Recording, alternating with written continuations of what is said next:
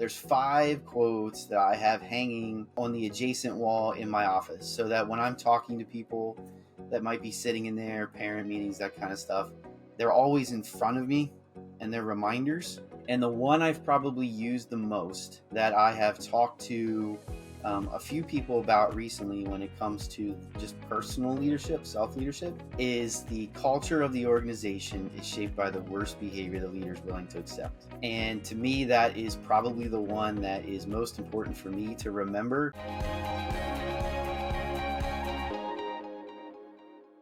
Welcome, everyone, to the Change Starts Here podcast. I'm your host, Dustin Odham. In today's episode, we interview an assistant principal named Christian Ehrhart.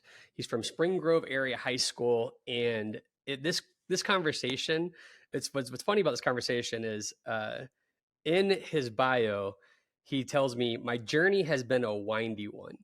And to say this conversation was windy would be an understatement. This was such a fun conversation. My favorite answer, for those of you who've been around for a while, my background was, even as a teacher, was very data centric. And so I know some of you probably just checked out on all my podcasts because I say that, but I was teaching kids who are 4, 5, 6 grade levels behind, and I needed to get them up to an algebra 2 or trigonometry or geometry level. And so data became my best friend. And I asked Christian, when he was talking about the transformation he'd seen in his students at his high school, how does he measure it? And I'm thinking, given how awesome this guy's answers have been for everything, he's going to give me this really sweet piece of data that all of us other data nerds are going to geek out and go do. But he said something that totally hit home with me and, just gave me a dose of reality. Essentially, I'm sure I'm going to get it wrong as you listen to the interview, but it was basically, it's all about the plants. And I'm going to let him tell the story, but essentially it's just how the kids took ownership of the school and how us adults who were scared of kids unleashing their leadership on the school, what it leads to, we're skeptical about how, if they're going to take over the beautification of our school, how they're going to continue to the upkeep. It's like getting a new puppy and trusting that your kids are going to take care of it. So he said, it's all about the plants. I think that's a fascinating answer to a question, which was just simply, how do you measure the culture change in your school? So if that catches your attention, you're going to love this conversation. Again, Christian is so heartfelt. He's someone that I could have talked to for hours, which I admittedly say a lot.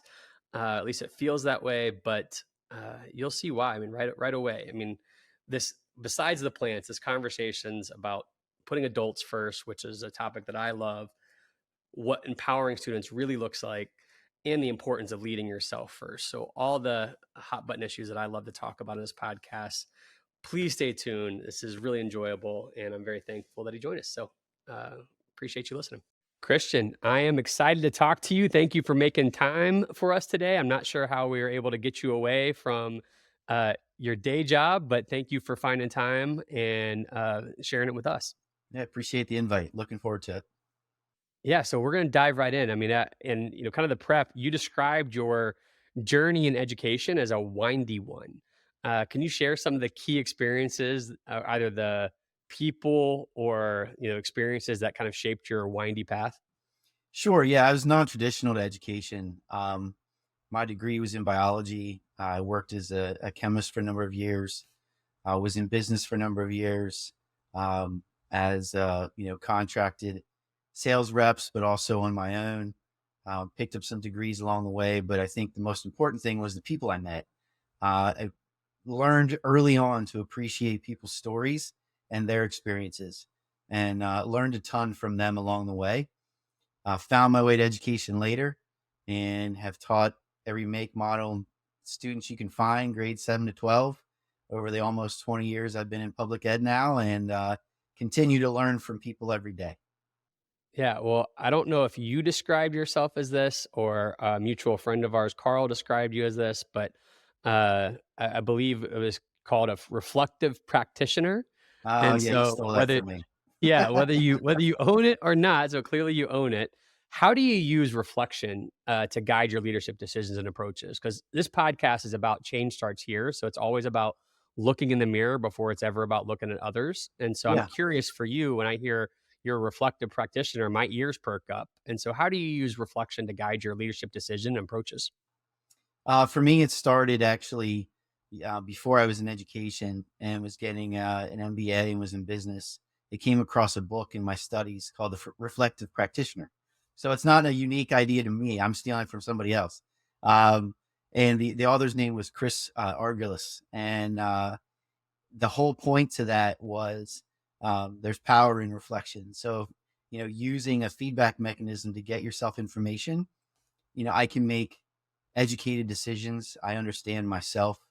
For me, just so you know, self awareness is not necessarily just understanding oneself, but understanding oneself in relation to those that surround them. If I have a good understanding of people and how I respond, I can adjust so that my reaction is supportive for that individual and not reactive and doesn't cause additional conflict or issues. That's great. Well, I could probably create a whole new podcast on that. So we'll have to tell Caitlin, we'll have to circle back because that is something that I am. When we named the podcast Change Starts Here several years ago, it was all about how do you reflect? How do you shine off into others? And so that is something that I will geek out on, but I promise to stay on track to you and to our listeners. And one of the reasons why we invited you here is that the success that you're seeing at your own school, at Spring Grove High School.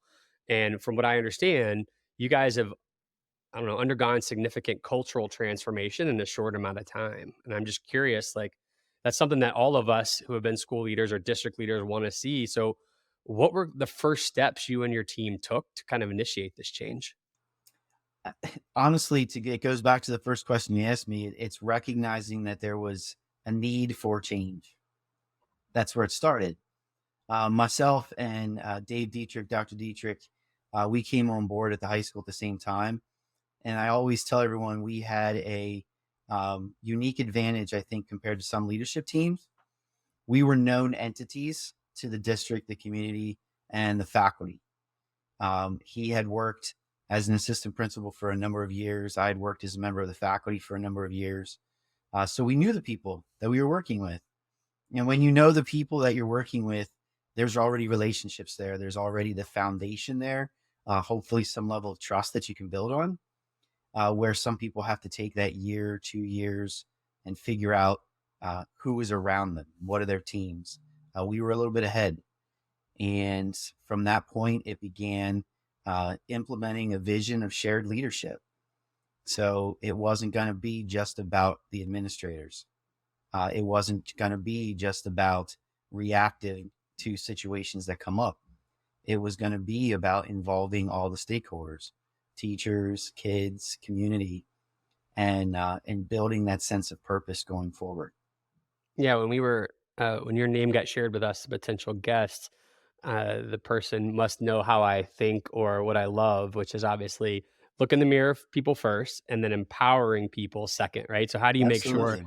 you fix yourself and then make sure you constantly celebrate and uplift everybody else around you? Well, And and that was actually one of the big, like you talk about cultural change, that was one of the big, um, how would I say, turning points, I guess it would be a word.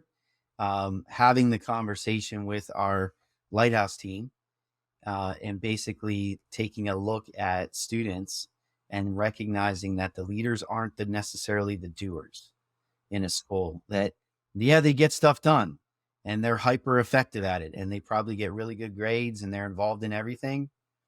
But if they're not empowering their peers, they're not leading anyone. So just looking at that concept of who would be an identified leader differently. I love that. So, how do you identify them, right? Because so often you have so many schools in this country, particularly at the high school level. The larger the high school, the easier it is to fall into this trap of like, they're in our honors classes or they're getting good grades or they volunteered for these things, so they must be leaders. How do you identify the kids that don't fall into the obvious categories? Well, for us, that process was a few years in. We decided to start with the faculty.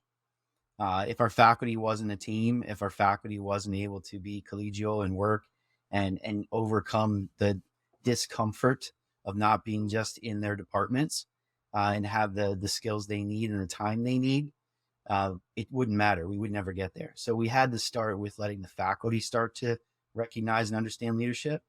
A lot of PD, a lot of patience, a lot of supporting their needs, figuring out what they want to know more about.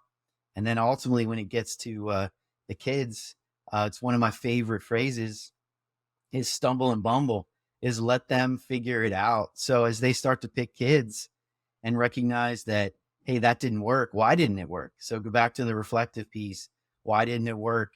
Let's figure that out. Then let's make a change. And let's constantly reflect and progress forward, stumble forward rather than backwards. That's awesome.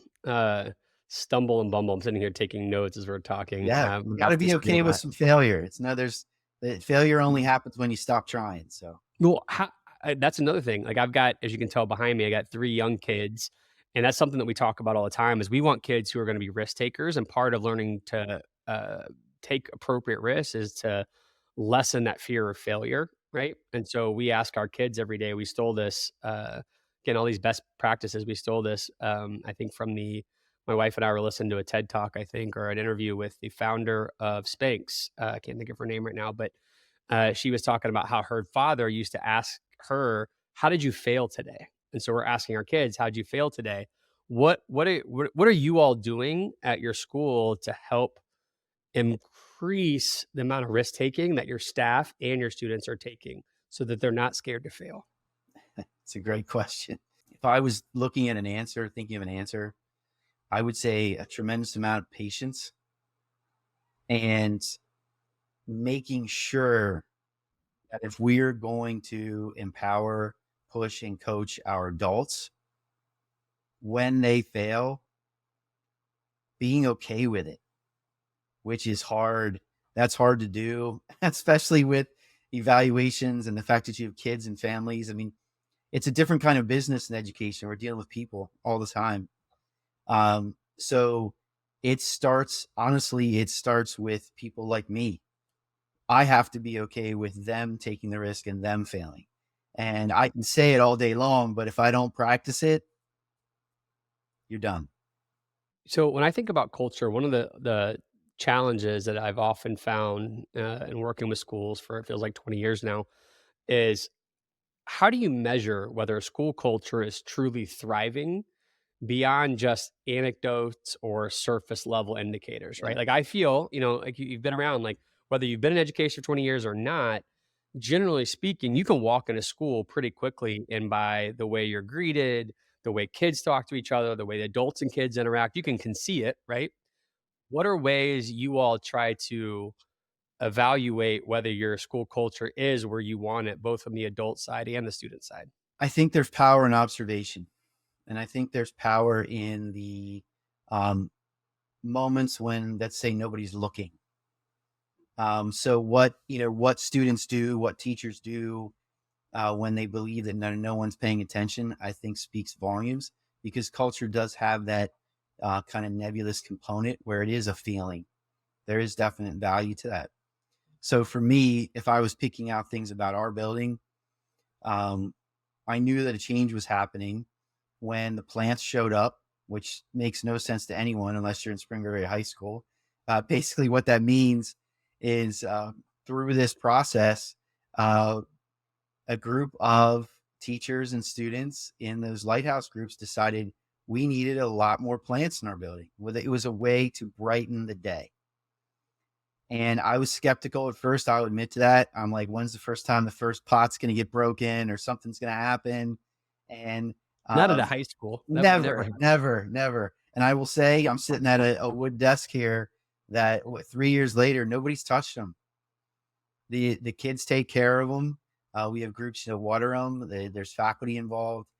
So those little things, not just the plants showing up, but the response to them is for me kind of an anecdotal piece of evidence that says that there is a shift taking place.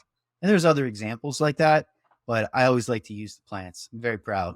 No, plant see, it is something that simple, right? Like you said, I wouldn't be able to know that just off the bat visiting, right? But Right. the folks who have been there for any length of time at all understand, 1, the uniqueness of getting the plants, and then 2, the amazing gift of keeping the plants without breaking, right? That's awesome. So, you know, one of the things we often talk about within impacting our schools and education is we want to, I always say head and heart, right? So heart piece being the culture piece, head piece being the academic results piece. Everything's head and heart. So I like you believe in inside out change is something we always refer to as the only person you can change is yourself, and then you can impact others. So then it's change yourself, empower others. Hmm. Now it's how do we get academic results? And so I'm Yes. curious, have you guys seen any of that impact so far? And Yeah. if you have, what's been Yeah. the most surprising impact that you've seen? Um, so when you say academic impacts, let me explain what I mean. Um, when we as a school are spending time talking about instruction and how we can adjust it, improve it, change it, or respond to student need, and we're doing that at an equal level. Um, that to me is when I know we're going to see change. An example I can give is I don't remember now if it's 2 years. Our ninth grade had the schedule change, the way we approach teaching changed. That was driven by a teacher Lighthouse team. Wow. They knew that our ninth graders were like a lot of other people's ninth graders. They're different than everybody else, and we can't approach teaching them like we do everybody else. So that change allowed further conversation, specifically with our algebra teachers. And that led to a discussion of how do we want to teach math and how do we want to intervene. And so, are you going to necessarily see a data point on a piece of paper right out of the gate? No, we'll see that down the road because our teachers are talking about what they do, and that's teaching, and not just the day to day. What's your beginning of class look like, but what are we doing that's best for kids, and having that conversation outside of the four walls of their classroom. It's not That's just great. one teacher talking; it's teams. I'm laughing because when was first starting to teach, I was teaching inner city school here in St. Louis, and I was supposed to teach freshmen. I had no idea what that meant. I just was going to show up and teach. And in the week before school, I guess a teacher had retired. So they needed someone to teach geometry and trigonometry. And they didn't ask. They just said, Mr. Odom, this will be what you're teaching. So obviously I'm the new person. Yes, sir, is the only answer I could give. And as tough as that was in some ways, when I would go, cover classes with freshmen or talk to my counterparts with freshmen, I could not believe what a different animal we Oh, had from ninth graders to 10th graders. And so yes. it's just a little refreshing, even if it's disturbing for you guys, to hear that you also noticed that Oh, like yeah. ridiculous change from freshman to sophomore. Every year, high school, it's like a new animal when they roll in. It's amazing the That's maturity that happens. That's amazing. Well, I am curious as you think about, you keep talking about, your teacher lighthouse team coming up with ideas, your student lighthouse team coming up with ideas. I know that you and I know that that lighthouse reference and the team reference is something that is foundational in the leader in me process. And so I guess for those who are listening, what advice do you have to give for other high schools who are looking to either implement or accelerate their leader in me journey? Sure. I can give some examples from our own stumbles and bumbles. Let's say. Um, so I think for us, it's important to understand that there's not a feeder program into our high school. We are an island. So the skill set that maybe other school districts would have, if students are experienced leader in me in elementary and middle school, isn't present with us. So that had a unique challenge. And for us, I think the biggest conversation we had, there's four administrators at our high school, was how are we going to pick our lighthouse team of adults? And we went back and forth and back and forth and back and forth. Do we put it out there for everyone? Do we pick the initial team? Ultimately, through our own, you know, hard conversations, we decided to pick the original team and build from there. That bore fruit because we picked the right people to start. And from that time, that team has changed, and they're picking who are the next ones, and they're recognizing when they maybe need to sit that cup down and move on to another challenge in the building, and we're fine with that. But taking the time and being deliberate about that original decision, I think was a good one. That helped us a lot. For us, the organizational structure of Lighthouse was a key part that was missing in our building. I think that coaching model changed the game because it wasn't administrators talking to teachers. It makes teachers talk to teachers. And that is shared leadership. The structure itself is shared leadership. But I think the hardest thing, which was actually already touched on, and I'm going to steal the phrase from Dave at the building, the culture of yes. And that we try to implore that. When we started with our Lighthouse team, it's a culture of yes. That's the answer. You come up with an idea, it's that simple. Try it, research it, figure it out. Sometimes the answer might be no. You might come to the resolution that plan isn't going to work, but we're not going to say no out of the gate just because we're fearful of the outcome or because it might not work. Yeah. If you believe it. So basically you're saying culture of yes is obviously it may get to a no at some point, but the goal is to start with yes. So now if you want to do it, let's figure out what it's going to Yes. take and then Right. figure out if it makes sense, right? Yeah, and starting with the adults allowed us to mimic those processes with the student teams. And it also provided some very powerful perspective for the teachers as they tried to coach and help kids through this process because they had the same struggles at the same amount of time that the teachers did. It's skills. It's skills that if you're not taught them, when do you acquire them? That's great. So again, I'm keep coming back to inside out, right? Start with the adults, then get to the kids. And something you said there reminded me, I grew up in Tallahassee, Florida, where Florida State football during my Mhm. childhood was like modern day Alabama, a school that was always in the national title hunt. Yeah. And our coach would famously talk about often, it's always the Jimmies and Joes before it's the X's and O's. And Mhm. so that was just his, like, he's from Alabama growing up and coached in West Virginia. So it was a simple way just to say it's the people before it's everything, right? So Jimmy's Absolutely. and Joe's were X's and O's. Like the all matters, but start with talent and the rest of it becomes much easier from there. Absolutely. We're 4 or 5 years into this, and we are just starting to have some very high level, in-depth conversations with our faculty on a regular basis about true instruction. And it's great. And people may say, well, why did it take so long?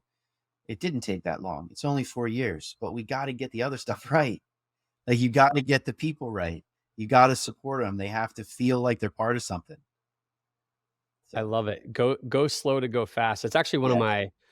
my uh I know that there are some schools, and I used to work in a bunch of them, that there was so much pressure to get certain results within one academic year. And you can do that, Mhm. but to your point, at what expense? Like Mhm. how do you, like, we could do a lot of forcing stuff to happen to get the results, but what does that leave in the tank for years 2, 3, Yeah. 4 through 10, right? Yes. And we use the MRA data. I mean, that's another piece with the Leader in Me. Like we use the MRA data exclusively the last few years to help kind of direct the ship.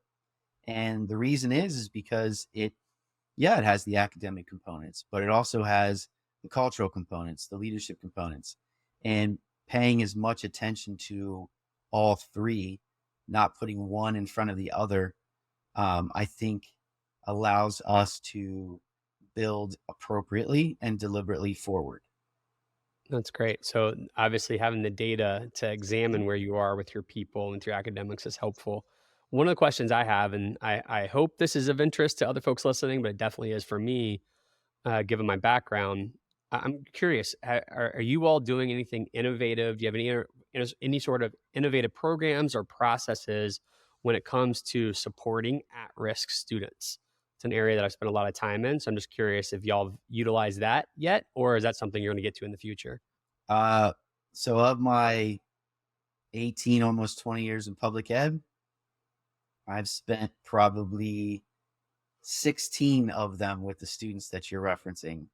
All right, so I So asked the yeah, right so man. yeah. Let's go. Let's go.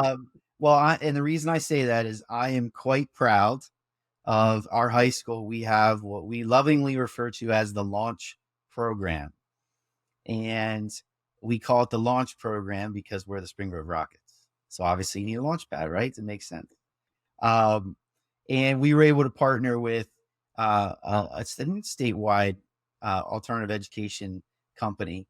And I taught in this program for 8, 9 years, and now oversee it as the administrator in the high school. And it's amazing. It's great to watch because it is relationship forward. It is individualized, and it's a way to intervene in our building with our teachers, but still address some of those at-risk behaviors, whether it be as simple as truancy to something that is more complex as addiction. And obviously there's levels to this. We do have AEDY programs and other interventions that are off-site that we have to leverage in certain situations. But where we can, we try to keep our students with us because that's where the relationship is foundational. I love that you talk about relationship forward, and that's something that really matters to me. I mean, it's just human psychology, right? Like I learned early on as a teacher, I was trying to figure out how to get kids to show up at school, and instead of going to the kid, I could often go to their friends, and their friends would help me more than anybody else in their life would. And Mhm. so I heard the other day someone tell me on an interview that they're tired of the word data driven. They want it to be about learner driven. And so, data forward versus relationship forward. I really appreciate that take. I'm curious. The other thing I really love, I hope people steal, is the idea of launch, right? Like, I want to be a part of launch. I don't even care what the background is, what it is. I just want to be a part of it. Sounds great. Can you share, I don't know, your favorite story of an at risk student whose trajectory changed through one of your school's programs or maybe even the launch program? And it Yeah, doesn't I have mean, to be. That's the first question I had as you started lighting up about your 16 of 18 years of experience in it. So I had to ask. yeah, no, yeah, I have some good ones. Let me think here. So, And you can make up the names if you want to. I don't yeah, want to not so, anybody on Front Street. yeah, no, this person may not be, I don't know if they were ever in launch, but there was a class of students who came through who I happened to be at the middle school when they started in 7th grade, and shifting around with teacher positions and other things over the years, I ended up moving to the high school when they did. So I was with them from 7th through 12th grade in some capacity. And just to give you an idea, like our graduating class is, say, 300. So it's not huge, but not small. And there was a student I worked with at the middle school, had at-risk behaviors. And I spent a lot of time with him going through the same general relational stuff that the launch program uses. I learned things about him that very few people on the planet knew. Um, Continue to try to build that support, build that relationship. And, I don't want to drag it on, but when he walked across the stage as a high school graduate, knowing he was going to a very high ranking 4-year institution in their honors program, um, that was a big day for me. One of the few times I got emotional at a graduation was just seeing that. And I think when it comes to at-risk students, I think that is one of the things that oftentimes people forget, is because they drive people crazy, is they're master manipulators in many cases because they have the skills. The potential is there, but the foundations that they need that everybody else had, they either don't care about or they never learned. So if you can get to them, oh, potential is amazing. So two things. If those of you who are just listening versus watching this podcast, we have a lot of people that watch actually, which is interesting. The smile on your face when you lit up Oh about yeah. him crossing the stage is Oh yeah. something that like made me smile from ear Yeah. to ear. So I just appreciate it. But secondly, I really love your take because I feel like when I was teaching in St. Louis, I always thought, and I would always tell my kids, like the skill sets you come with from inner city St. Louis and the struggles that they had are would make them phenomenally more successful in the world if they just had the basic skills. So I Yes. always said, let's get the basics so you can go run stuff, right? Like Yeah. get the basics because your, like you said, your grit, your Yeah. determination, your like you said, master manipulators. It sounds negatively, but like No. really it's just high EQ Yes. that like needs to be used in this world. So how do we get you launched, to steal your Yes. term, to go out there and do it, right? Oh yeah, and I mean, there's students. I mean, I could talk all day about this. I could tell you specific things about the program that we have, and just the how proud I am of what the program is, and the number of kids that have been through. But at the end of the day, it really comes down to one thing, and it comes down to the the behavior, the intervention, the support comes first, and then the academics comes second. And if we focus on that, those students will respond. Yeah, relationship forward. I love it. So, you guys have put in several years of building the right kind of system and culture you want at your school and starting to see the fruits of that labor. As you continue to lead at Spring Grove, what are the goals that you guys have for the next phase of growth and development for your school? Yeah, I mean, we got a long way to go. I don't, ever. I'm proud of our people. I am. Um, I I'm in a weird position where I was part of them as a faculty at one point, and having to take this role has proved its own challenges for me, the own growing opportunities for myself. Are you losing happy hour invites? Because Yeah. that's where Oh, I have yeah. the first That lot. that was. I think one time I was on the email by accident. That was Yep. about I feel like that was the first thing taken away from me. it. but the but I'm very proud of where they've gotten to and where we're headed. But we're fighting some systemic traditions that it isn't a Spring Grove thing. It's just a public education thing. And we have to slowly peel back every one of those layers at the pace that our people need to, and then, reassess, rebuild, and move forward. And that's what it really comes down to, is having the patience to follow. Because where I'm in on leadership is followership is probably the most important thing where I sit. Is I Yeah, you lead, but you lead by following what they need. And as long as we continue to focus on what our faculty needs and what our students need, and we take the time and we're deliberate about it, we'll continue to progress. I love that. Well, I know, again, Carl has explained that you're confident and engaging, but very humble, and you give credit more than you take, which I really appreciate. And so, I asked this question with that kind of um, posture towards you. What do you think other school leaders can learn from your journey and the work being done at Spring Grove? I would say that with the right system and the appropriate level of stubbornness, we can move that giant ship that is public education. It's doable. Um, and the pace that the change happens, I mean, it's going to be different for every culture, every school, everything, all the other factors that go into it.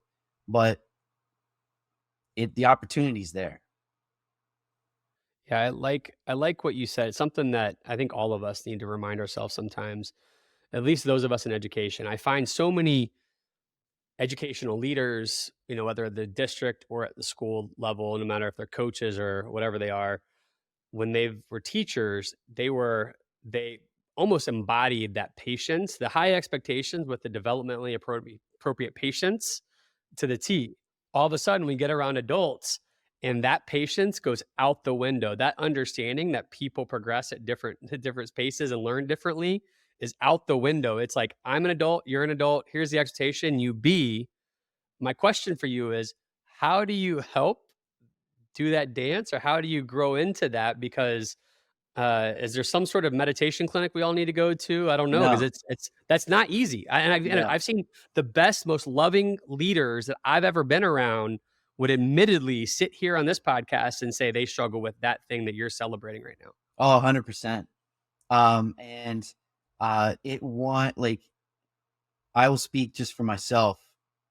My ability to navigate that, I lean heavily on the team that I have with me in the office. The four of us, and I'm giving them credit on here, Dr. Dave Dietrich, Mr. Michael Snell, and Miss Alicia Eric. Um, I respect each one of them. We are all very different people. That diversity is our strength. So I think one of the we talk about it all the time. I think one of the things that would be most challenging is in say a smaller district where there might be one in elementary school and it's me, and navigate, like, keeping yourself engaged at that point. So I think for those people, what I would learn from this and I would pass along is, find your people, and regularly have the conversations. Unload the emotion when you need to, drop the occasional swear word if that's your MO. I've been known to do that every once in a while, but do it amongst people that you respect and you trust. And the phrase that we use in our building that I would pass along is, our job for each other is to reach out and grab them by the back of the collar if they're going off the cliff. And I think the hardest skill we had to learn was, when somebody does that, I'm not going to like it because I'm already emotionally charged at that point, but I have to respect it and back up, and then take the time and the first question, reflect upon it. That team's huge. I love that. Grab them by the collar. Well, as we get ready to leave, we have the same four rapid questions for everybody. So buckle up, do your best to answer as quickly as possible. But really, the rapid fire portion went out the window when I start geeking out on everybody's answer. So it's really my fault. Our first question, these questions are the same for everybody that we've had for several years. So, what's a habit or discipline that you practice on a daily or weekly basis to help you be the most effective version of yourself, or a better leader for yourself? Um, for me, I would say pause before I start my day. I years ago stumbled across, and this is how many years ago, I don't know if you even have these stores out your way, but like the Barnes and Nobles and things that used to be before Amazon. I stumbled across a book. Actually, it was a Covey book, and it was, and I'm not making any plugs. It actually was uh, it was a daily kind of reminder, and I picked it up for just a couple bucks. I must have been through that book now 4 times, because it's one for every day of the year. And some of them I actually recognize at this point, but just that 30 seconds of pause, deep breath before the day starts, it just centers you. Yeah, I think there's gonna be a lot of people trying to reach out to you after this one, trying to figure out how we pause, but also have the patience for the adults in our building. All right, what's one book that has deeply influenced your leadership? Yeah, 100%. It is a book called Black Box Thinking. Um, I don't know how many people have read it. I was given the title by a good friend of mine, Dr. Carl Ostrom, um, or Olson, sorry, Dr. Carl Olson. And it's it's it's a really good read. It's a tough read. It will make you think. And the basic premise behind it is, the airline industry uses the black box to embrace failure to a point that pilots will discuss their mistakes, and freely discuss their mistakes, so that the industry doesn't repeat it. And that whole idea of just reflection, implementation, ownership to such a high standard, the systemic nature of the book, it's a good one. That's awesome. Well, you can tell. I mean, again, I think my personality might come across of not endorsing black box thinking very much because I get so excited. I'm going forward. I'm like, we got to go. No patience. Whereas you have this Zen like quality about you. So when you say black box thinking and you say, I want to, like, we need to get better at like analyzing our decisions to that detail, it feels like that's from your soul versus me saying, hey guys, I read a cool book. We should do this. It feels like that is who either you've always been or who it's helped you grow into. Does that sound right? Yeah, sure. For me, it's um, like I said, I have been blessed with meeting people along the way, and I guess smart enough to listen that it's helped with just kind of keeping things in perspective. All right, next question. It's funny. I've asked this question so many times. It's my 10-year-old Luke, soon to be 11. He made me say that the other day because he's a month away. His favorite question, which is, what's your walk up song? I had somebody ask me this recently at a symposium and I didn't have an answer, which is embarrassing. I love music. I listen to music all the time. I didn't have a quick answer. So you're pre-forgiven, as Muriel Summers likes to say, if you don't have an answer. But I am curious, what would your walk up song be right now? Um, so I have an answer, All right. and it's the beginning. So the instrumental part of "When the Levee Breaks" by Led Zeppelin. Yeah. So if you hit that first instrumental part hard, I have a hard time believing anybody can't walk out to that. That's amazing. I'm gonna need to Caitlin, if you're listening right now, we're gonna have to figure out how to enter some of these songs into these podcasts just for our own amusement, if nothing else. That's awesome. That's the most specific answer anybody has given to date. So thank you for that. Excellent. All right, last one. What's the best piece of leadership advice you've ever received? Whether it's, something that's profoundly, at the beginning of your career that you've received, or something you received lately that is just stuck in your heart or stuck in your mind that you've been sharing with folks all the time that they'll listen to you. Yeah, like I said, I met a lot of people and I've gotten a lot of great advice. The things I say, I'm sure I am just regurgitating and repeating lessons I've learned from others. And none of it is my own idea. Um, so, but I go back to there's 5 quotes that I have hanging on the adjacent wall in my office, so that when I'm talking to people that might be sitting in there, parent meetings, that kind of stuff, they're always in front of me and they're reminders. And the one I've probably used the most that I have talked to a few people about recently when it comes to just personal leadership, self leadership, actually, some of the kids that might have been in launch, let's say, um, but the culture of the organization is shaped by the worst behavior the leader is willing to accept. And to me, that is probably the one that is most important for me to remember, because um, there are days that I have to have just really hard conversations, whether it be with a student, a parent, a family, another administrator, a teacher. And that quote reminds me that if I'm doing that for the right reasons, I am hopefully moving the organization forward by saying that, okay, we're going to stop, we're going to reflect, we're going to get better, and we're going to move forward. The other piece it reminds me of, and I often use it for myself and I try to pass it along to others. For a leader to lead an organization, they have to lead themselves first. And for a student, at risk or not, who's trying to get through a challenging time, they have to lead themselves first. For a teacher who's got a difficult class or just has something going on in their personal life, they have to lead themselves first. So knowing what the worst is that you're willing to accept kind of sets the ground rule that allows you to build forward. It gives that negative gives some level of stability, I think, for people. So that's why I go to that one. That's awesome. I'm actually going to steal your. I love that because again, it just simplifies everything. You have to And lead yourself, and then you can get out of something, right? yeah, and I don't even know who said it. I'm not good with author names and quotes and that kind of stuff, but I know it because I've seen it enough in front of my face in the Well, office. we'll say Christian Ehrhart says it, but I am stealing and going to contribute this tonight to my fifth grade boys basketball practice.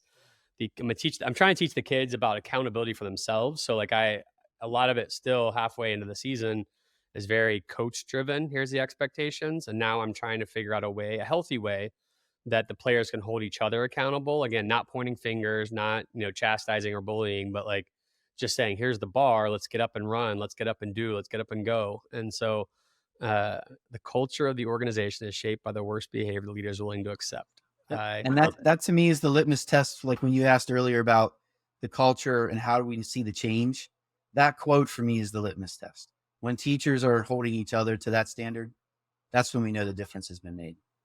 That's great. Well, Christian, I cannot thank you enough for making time for us, especially in your busy schedule, but also, I mean this. I feel like, you talked about a few things in terms of patience and Zen-like behavior. I feel like you have this quality that oozes out of you in a really cool way. So again, I don't know if it's always been you, but whatever it is, the world needs more of it. So I appreciate you sharing your gift with us here today.